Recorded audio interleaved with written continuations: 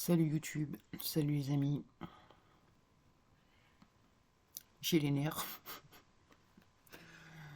Gros travail en interne. Là, j'ai des départs très borderline qui sont actifs. Et franchement, je crois que ça va être compliqué de rétablir un équilibre. Mais je vais essayer à travers cette vidéo. Donc, il y a eu un trigger. Et le trigger, c'est l'injustice et le fait de subir. Et du coup, j'ai une armée de zombies déchaînés à l'intérieur de moi. Que je pose mes calages. Donc, qu'est-ce qui se passe? Bon, j'avais à peine le temps de me remettre de ma récupération de parts, que là, il y a d'autres trucs qui s'activent. Et en même temps, je vois bien que c'est à peu près tout lié. Mais là, j'ai envie d'aller tuer des gens. Et quand je dis tuer des gens, ça peut être moi. Et alors, c'est en arrière-plan, hein. Je ne suis pas en train de dire que je vais tuer le corps ou que je vais aller tuer quelqu'un, mais ces parts que je ressens qui sont borderline, si elles frontent et que je garde pas le contrôle, ah bah là, ça va pas être drôle. Non, non, non, pas du tout drôle. Donc je vais essayer de bien tout poser sur la table, bien tout essayer de décortiquer et monter en conscience pour pas rester coincé dans ce merdier. Ah ouais, je suis mais enragée et j'ai conscience que le trigger n'est pas à la hauteur de ce que je ressens. Donc ça veut bien dire que c'est pas le trigger le problème, mais la blessure de base, quoi. Subir, subir, subir l'injustice. Oh putain. Ah, c'est du lourd là.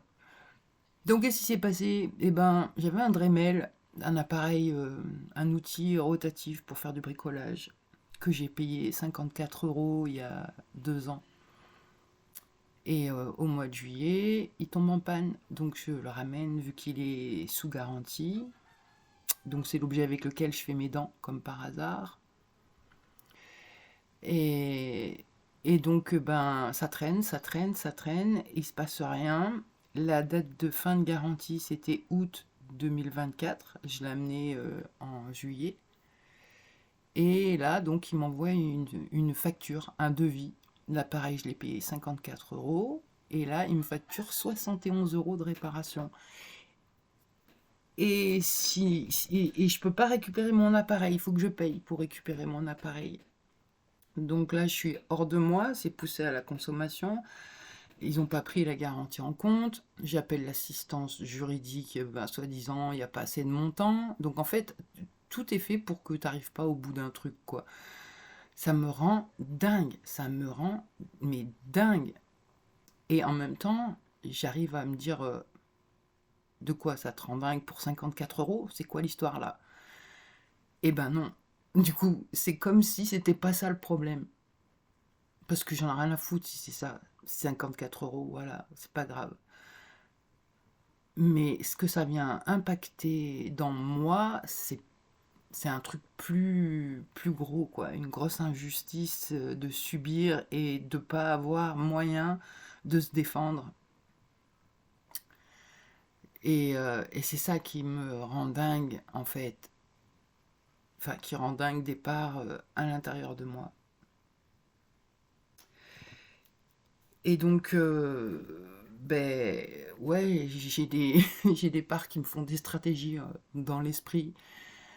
J'ai une part qui me dit, vas-y, viens, on va au magasin, on en reprend un autre et on se casse. Ouais, ça s'appelle du vol. Ouais, bah eux aussi, ce qu'ils font, ça s'appelle du vol. Oui, je sais. Mais n'empêche que c'est pas nous qu'on aura le dernier mot. Mais par contre, nous, on pourrait bien aller en prison pour un Dremel, alors que les pédophiles, eux, non, ils ont le droit de niquer des gosses.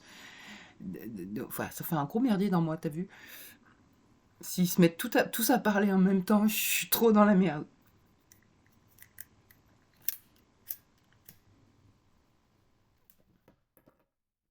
Donc j'essaye déjà de montrer à tous ceux qui sont dans moi, oh les gars, on va pas se prendre la tête pour 54 €. Ouais, c'est malhonnête. Et il y a des parcs qui en ont marre de vivre sur une planète de malhonnêtes. Hmm, hmm. Et surtout marre d'être impuissant et de se faire niquer, quoi. Et du coup, l'impuissance, comment je peux... Parce que c'est horrible le sentiment d'impuissance et de subir. Du coup, j'arrive à le détourner maintenant, un petit peu. Je suis impuissante pour faire réparer mon Dremel, mais je m'en fous parce que j'étais puissante, je m'en suis racheté un autre à 20 balles, et c'est pas ça que je voulais dire. Et c'est plutôt, j'ai pas la capacité, je suis impuissante à me faire respecter, à pas me faire arnaquer, tout ça. Mais par contre, je peux décider de la puissance que j'ai maintenant. Et là, tout de suite, ben, je peux passer à autre chose, ne plus penser à ça et faire du bricolage artistique ou aller me promener. Et j'ai ce pouvoir-là de décider ce que je peux faire maintenant. Mais ça suffit pas en fait. Enfin, assez par là, ça suffit pas de ouf quoi. Et ça rejoint un truc, mais ça n'a pas la même puissance de sensation. Et je vais essayer d'en parler. Du truc de hier, de ma petite extraterrestre. J'ai goûté une terreur, j'ai récupéré une part. C'était intense que j'ai vécu dans le sens où, waouh, quel soulagement de me récupérer. Et, mais une grande joie. Et en même temps, de récupérer ça, après, quoi faire de l'information? Waouh, chaud. Chaud, mais ça va, ça s'est bien passé. J'ai pu traiter l'information, donc je vais pouvoir en parler. Donc j'ai eu accès à moi petite, genre 3 ans et demi à peu près. Et j'ai le flash qui revient de moi qui hurle la nuit et ma mère qui vient. Et je suis toute petite puisque je sais pas parler. Et je lui dis à peur de riche, à peur de riche. Et toutes les nuits, je les réveille, mes parents, en leur disant que j'ai peur de riche. Ma mère elle me dit quoi? T'as peur de devenir riche? Et moi je lui dis à peur de riche. Et donc, pour que je leur foute la paix, enfin ça c'est les mots de ma mère, hein, ils me gavaient de bonbons la nuit pour faire fermer ma gueule. Voilà comment ma mère verbalisait le truc.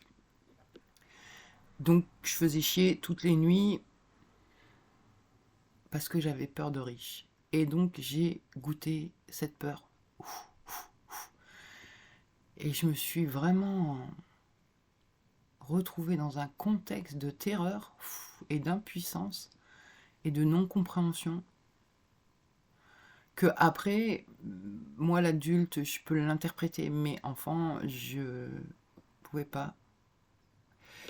Et en fait, j'ai connecté à cette peur, et cette peur, c'est ils viennent me chercher la nuit. Mais je sais pas qui, des êtres. Et j'ai accès au début, enfin, c'est vachement dur à verbaliser. J'ai accès à peu de choses. J'ai accès au contexte où je suis emmenée, et après, il n'y a plus de souvenirs et on sait même pas qu'est-ce qui se passe. Et donc, ça pourrait donner l'idée qu'on est enlevé par des extraterrestres, parce qu'ils n'ont pas des têtes d'humains. Et donc, je prends ça, la terreur de... Ils vont encore venir me chercher, la seule solution que j'ai, c'est de ne pas dormir. Mais, euh, mais je comprends pas ce qui se passe. Donc là, j'ai pu intervenir avec cette part, la rassurer, la récupérer ma terreur, en fait, on va dire, et essayer de mettre une narration dessus pour que ce soit... pour que mon cerveau classe, quoi. Donc j'ai l'option de me dire, peut-être c'est possible que j'étais enlevée par des extraterrestres. Après, je pourrais aussi me dire, mais à 3 ans et demi, comment je peux avoir ça dans mon esprit si c'est pas vrai? C'est-à-dire, même si, imaginons, je pourrais dire que c'est des cauchemars. Je pourrais dire, la petite, elle fait des cauchemars, elle a peur de ses cauchemars.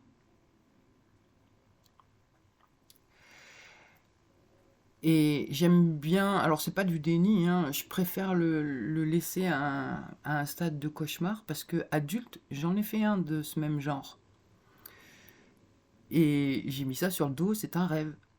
C'était quand? C'était à Quinha, je crois, donc entre 2011 et 2016, où j'ai fait un rêve. J'étais vraiment dans un truc très très blanc, très lumineux, rond, euh, avec une grosse tête d'extraterrestre au-dessus de moi, mais vraiment avec des gros yeux, mais énormes. Et j'ai pas peur.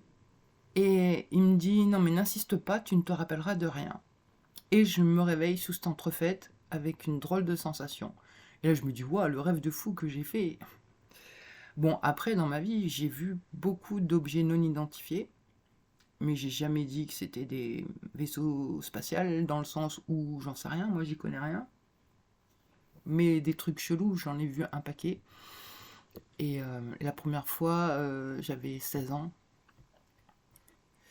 Enfin, la première fois, non, j'avais 3 ans et demi, du coup. Mais du coup, voilà, qu'est-ce que je peux dire de ça? Après, je peux écouter donc ma petite extraterrestre et les complotistes qui me racontent que, en fait, l'humain est un esclave qui a été modifié génétiquement par des extraterrestres. Ils ont le pouvoir sur cette planète et ils nous massacrent. Voilà. Et leur façon de nous tenir, c'est l'argent. Et tout ce qui nous a été raconté sur le passé de l'humain est faux. Et ça date de très très très très très longtemps. Des petits rats de laboratoire, voilà. Je peux raconter plein de narrations en fait. Et le but, c'est quoi? C'est pas de savoir la vérité, personne ne peut vraiment la savoir. C'est de trouver une idée confortable pour pouvoir mettre du sens à tout ça. Alors, je vois bien mes petites complotistes, ma petite extraterrestre et tout ça. Il y a du sens hein, dans ce qu'elle raconte. Il y a du sens. Mais je ne sais pas si c'est la réalité. Je peux aussi monter en conscience et me dire, ok, si je monte au niveau le plus haut de conscience, je suis le dormeur de mon rêve. Tout mon intérieur se projette sur l'extérieur. Du coup, quand je dors toute seule la nuit, si je me fais poignarder par mon voisin, le lendemain dans la journée, je vais pas voir mon voisin pour lui dire oh tu m'as poignardé cette nuit. Et donc essayer de rester maître du jeu le plus possible, cette idée me permet d'être le créateur de tout ce qui m'arrive, donc de pas me positionner en tant que victime. Parce qu'après, c'est pareil, si je rentre dans la narration de effectivement les extraterrestres existent, ok, on fait quoi maintenant du coup? Ben, on sait pas. Donc, c'est pas une idée qui va apporter une solution en fait. Moi, je préfère jouer avec l'idée que tout est dans l'esprit, que mon intérieur se projette sur l'extérieur et que du coup, les extraterrestres, je les ai à l'intérieur de moi. Bah, ça, je sais, j'en ai une en tout cas, ça c'est sûr. En fait, c'est choisir les idées par rapport à ce qu'elles vont apporter en expérience sensorielle. Si vraiment je gobe, enfin c'est pas une histoire de gober parce que il n'y a pas de jugement de croire ou pas croire. J'ai bien ressenti la terreur et je peux pas être dans le déni de cette terreur. Par contre, la narration que je vais mettre derrière, est-ce que réellement c'est des extraterrestres qui m'ont pris ou est-ce que c'était un cauchemar? Qu'est-ce qui est le plus confortable en fait? Bah, de me dire que c'est un cauchemar, c'est plus confortable. En même temps, si je me disais que c'était des extraterrestres, ça pourrait réveiller des peurs supplémentaires. De me dire, bah, je suis impuissante encore face à ça. C'est le bordel. On est d'accord. Et donc,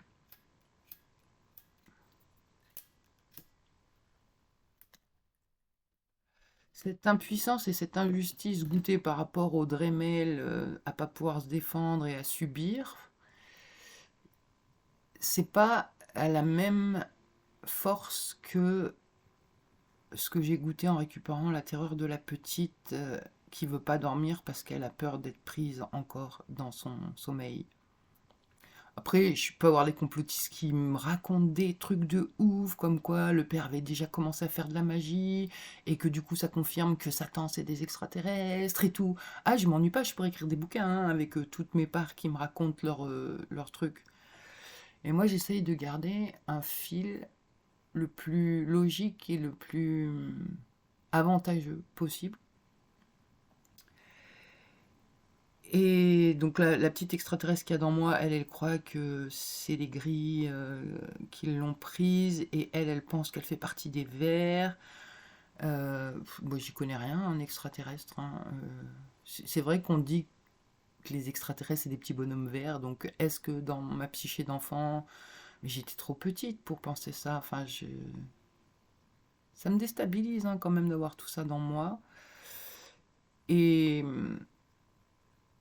du coup, ma petite extraterrestre qui attend les vers pour sauver la planète, j'ai juste envie de lui dire n'attends rien, mais elle attend rien. Et surtout pas de sauveur en fait. Il faut pas.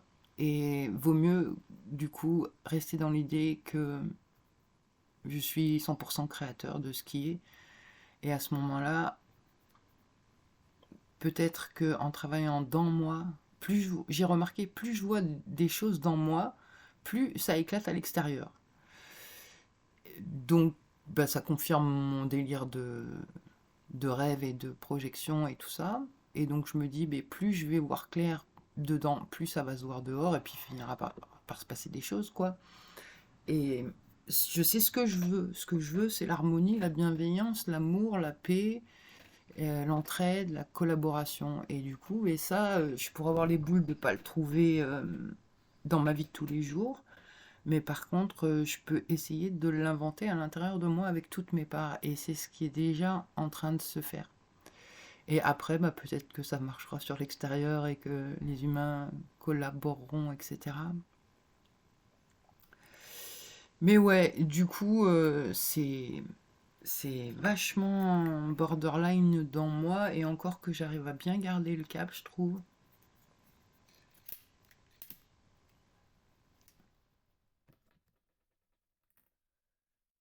Ce truc de pouvoir, de domination, je veux dire, Bosch, c'est une grosse, grosse boîte. Qu'est-ce qu'il en a à foutre de ma thune? Pourquoi il m'arnaque, quoi? Est-ce et je vais lui sauver la vie, là, avec mes 71 euros?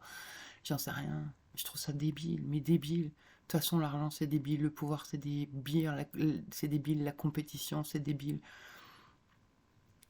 Après, si je laisse exprimer les complotistes, la petite extraterrestre et tout ça, c'est vrai que ça explique. Moi, je peux pas concevoir qu'un humain de base, pour moi, de base, un humain, c'est le cœur avec un mental. Et le mental doit être au service du cœur normalement pour apprendre et faire une belle vie la plus belle possible.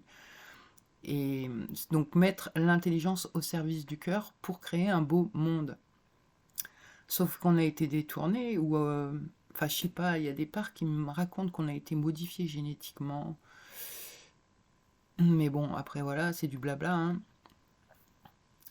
Et c'est vrai que on peut l'expliquer d'une autre façon que par moyen d'extraterrestres, hein. C'est juste l'instinct de survie qui a peur, et quand on a peur, on fait de la merde. Et du coup, on contraint l'autre à subir notre merde. Et donc, les parents contraignent les gosses à fonctionner dans des dysfonctionnements. Ça coupe le cœur, ça matrixe le mental et ça le formate comme il faut pour survivre, mais coupé du cœur. Et du coup, ça fait quoi? Bah, ça fait la planète sur laquelle on est tout de suite, à la loi du plus fort. Et l'argent, que l'argent, le sexe, l'argent et le pouvoir. De base, je crois pas qu'on soit conçu pour ça, quoi. Je pense pas. Parce qu'on est tous malheureux de toute façon comme ça.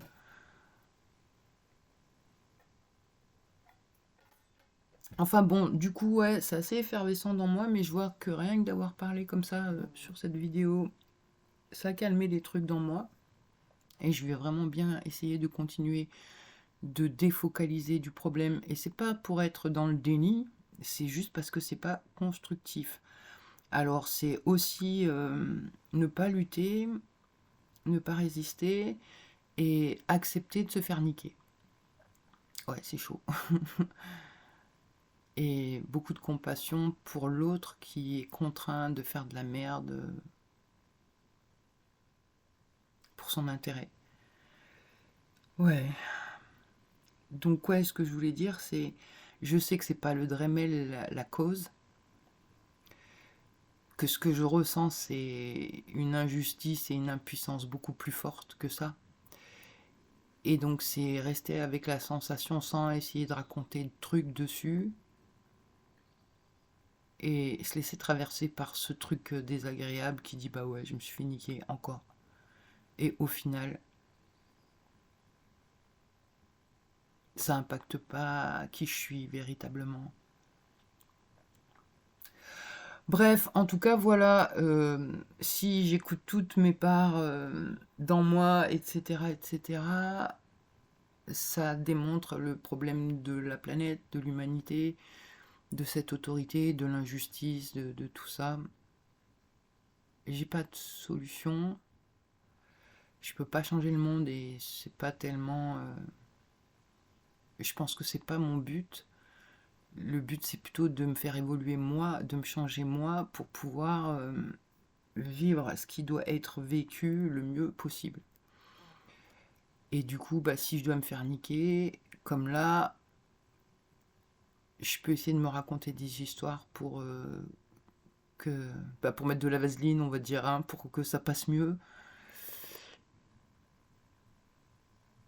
Et continuer de me positionner comme je suis et même continuer à évoluer dans mes parts pour être en accord avec moi, enfin mon être. Ouais, enfin, c'est compliqué quand on est plusieurs. Là, je suis en train de m'embrouiller. Bref, donc ben, je sais pas comment va être la journée.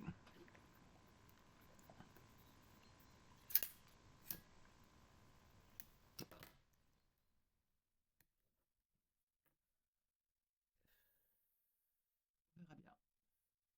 Bon, et ben sur ce, je vais réécouter cette vidéo pour voir comment ça agit en moi.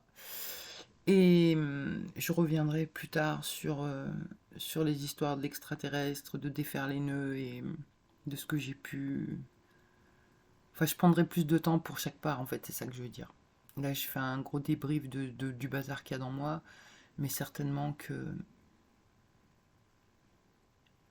je pourrais en dire plus sur ces parts-là, ce qu'elles pensent, comment elles le vivent et comment